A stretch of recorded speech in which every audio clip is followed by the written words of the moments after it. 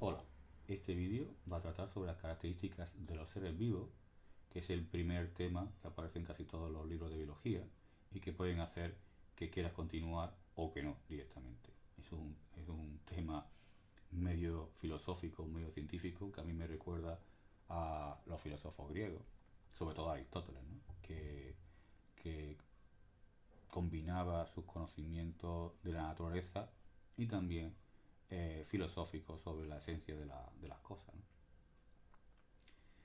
Bastante bien para la época. Voy a intentar que el contenido de este vídeo esté dentro de lo que podría ser primero de bachillerato, pero no descarto que haya algunos aspectos que puedan ser de un curso superior. En esta primera diapositiva vemos a la izquierda una imagen de microscopía electrónica. Son bacterias intestinales, concretamente Escherichia coli, que es la bacteria intestinal, bueno, la bacteria más conocida y más estudiada de todas. Abajo de la imagen figura que el aumento son unos 15.000 veces. Hay una escala que sugiere que la bacteria va a tener de largo aproximadamente 2 micras o algo más, con un diámetro que podría estar en torno a la media micra.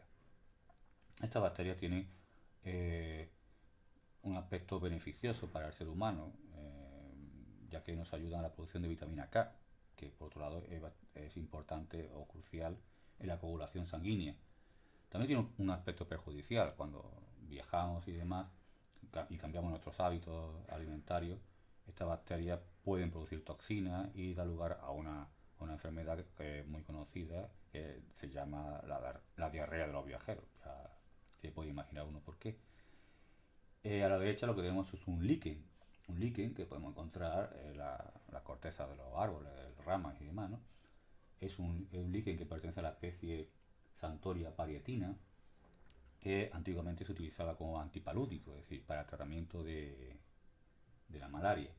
También se ha utilizado como colorante, ¿no? Por su color amarillo. Mm, los líquenes son organismos, los traigo aquí o los expreso o los muestro aquí porque son muy interesantes, son bioindicadores de la contaminación. Si vemos este líquen por el campo, podemos casi asegurar que el aire va a estar bastante limpio, ya que es muy sensible a cualquier contaminante, sobre todo dióxido de azufre. Entrando en materia, tenemos que plantearnos qué es la vida o qué es un ser vivo, que se puede decir de las dos formas más o menos, ¿no? Pregunta equivalente. A la izquierda vemos una imagen que quizá así de primera no tiene nada que ver con la pregunta, pero ¿por qué está esa imagen? Son chimeneas hidrotermales. Estas chimeneas se descubrieron en el año 1977 en el fondo del Pacífico. Lo que vemos son emanaciones de agua muy caliente, a unos 400 grados centígrados, bastante fresquito, con minerales, ¿no? Cuando entra en contacto con el entorno, que suele estar, bueno, ese agua puede estar a unos 2 grados centígrados aproximadamente, los minerales van a precipitar y van a dar lugar a esa estructura, ¿no? Que vemos ahí, estructura sólida. Como decía antes, ¿por qué esta imagen está ahí? Bueno, pues porque las chimeneas hidrotermales para muchos científicos han sido uno de los lugares en los que ha podido surgir la vida. Sería una hipótesis.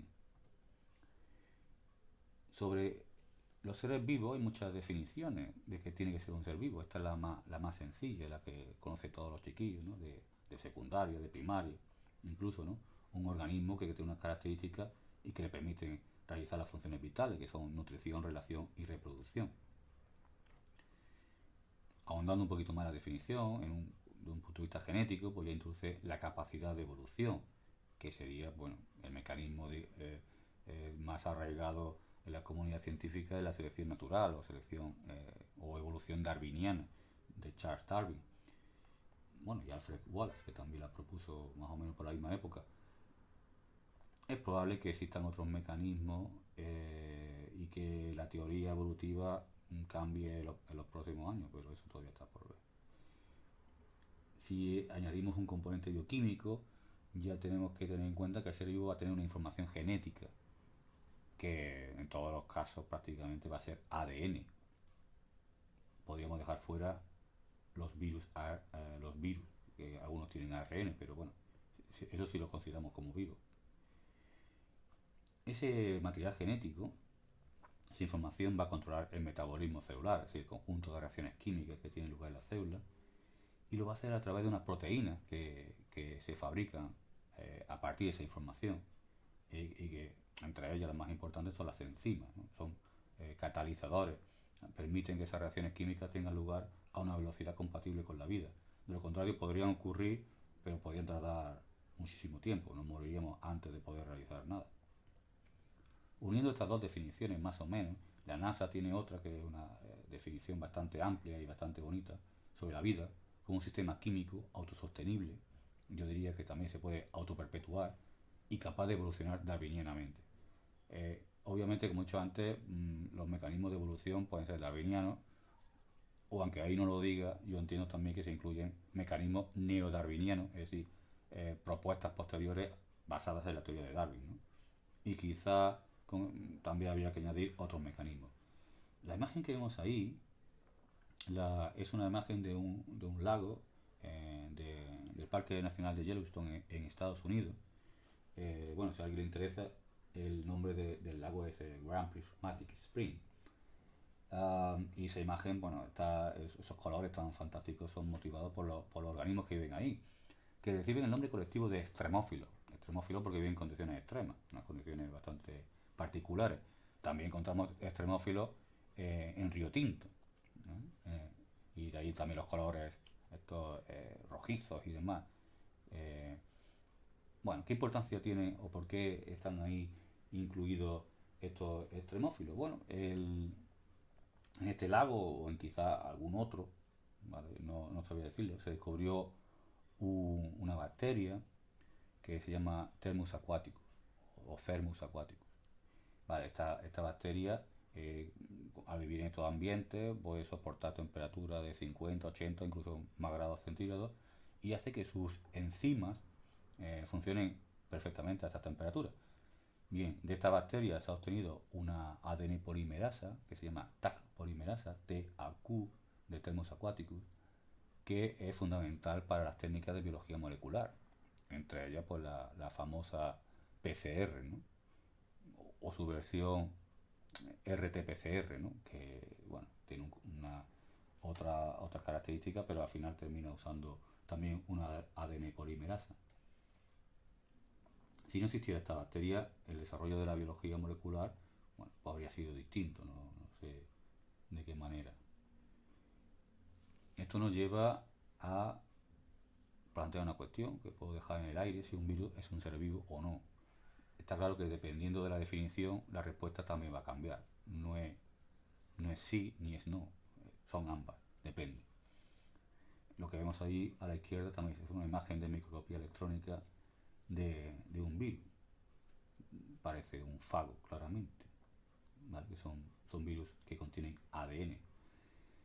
Bien, finalmente, bueno, aquí he incluido una serie de características de los seres vivos, podrían ser algunas más o algunas menos, tampoco tiene mayor importancia. Los seres vivos pues están organizados e indican de forma celular. Obviamente si decimos que un organismo tiene que tener una estructura celular o tiene que estar formado por células, claramente un virus no estaría dentro de la definición. Por eso lo he puesto entre paréntesis, porque quizá en la definición de la NASA, que no indica nada de estructura celular ni nada, un virus podría encajar dentro de ser vivo. A la NASA obviamente le interesa que la definición de vida sea muy amplia, porque cuando encuentre algo fuera del planeta Tierra, pues sería interesante clasificarlo como vivo, aunque no tuviera célula o no tuviera una membrana plasmática, por ejemplo, ¿no? Bien, le interesa. Los organismos vivos, pues, los seres vivos, tienen una complejidad molecular bastante grande. Aunque haya muchísimos tipos de moléculas, en realidad las podemos agrupar, por eso decimos ahí uniformidad. Es complejo y uniforme. No, hay muchas moléculas, pero pertenecen a los mismos grupos. En realidad hay muy pocos grupos de moléculas globalmente, ¿no? También tiene que haber un metabolismo, como hemos dicho antes, que nos permita obtener energía y posteriormente utilizarla. Y también tiene que haber unos mecanismos de regulación del medio interno, que es lo que se conoce como homeostasis o mecanismos homeostáticos. En el caso del ser humano, pues muchos de estos mecanismos se llevan a cabo a través del sistema circulatorio, que es, digamos, el medio interno por excelencia. En una bacteria, pues el medio interno sería el citoplasma. Los organismos se van a adaptar al entorno. Aquí podemos decir que hay una relación muy directa en biología entre la estructura y la función de un órgano o de cualquier otro aspecto. Entonces siempre en biología tenemos que hablar de los dos, de estructura y de función. Cuando me pide una definición de algo, imaginaros una definición de una proteína, pues tendré que hablar de su estructura y de su función. Una proteína es una macromolécula formada por aminoácidos. Yo podría hablar de la estructura, que si tal y que es igual, y que funciona o que sirve para esto y para aquello, funciones defensivas, funciones de transporte o lo que fuera. Siempre en biología las definiciones es conveniente hablar de la estructura y de la función. Los seres vivos también van a reaccionar a distintos estímulos externos o incluso internos. Va a haber un desarrollo, un crecimiento, no necesariamente en el número celular, porque una bacteria siempre va a ser unicelular, aunque se divida, bueno, sigue siendo unicelular. En algunos casos hay bacterias que forman colonias, pero nunca dejan de perder esa individualidad. Por supuesto, todos los seres vivos tienen que tener la capacidad para reproducirse, aunque luego no lo hagan por distintas circunstancias o tengan mecanismos muy diversos. Y por supuesto, como hemos dicho antes, todos los seres vivos tienen que ser capaces de evolucionar. Claro, esa evolución no es del individuo como tal, sino como parte de una especie, ¿no? Siempre que se habla de la evolución, siempre se habla en sentido general de la especie. Bien, pues hasta aquí el primer vídeo.